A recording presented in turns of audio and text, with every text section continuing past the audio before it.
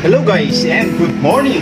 At sa update natin ngayon guys, no, sa nakikita nyo, no, sa background natin, as usual nandito tayo sa engine control room.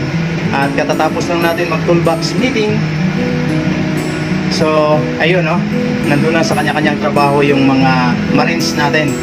At supposed to be guys, no, kagabi aalis kami, no, but all of a sudden nag-cancel ng alis namin.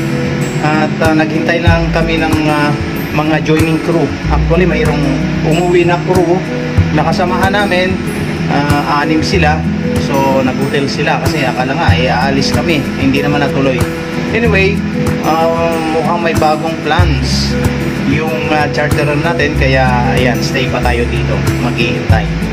So start ng morning natin guys, as usual, no, same place, same area, no.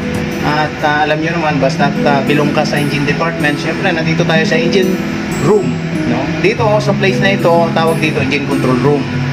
Pag lumabas ka, yung kabuuan nito, ang tawag nito is engine room.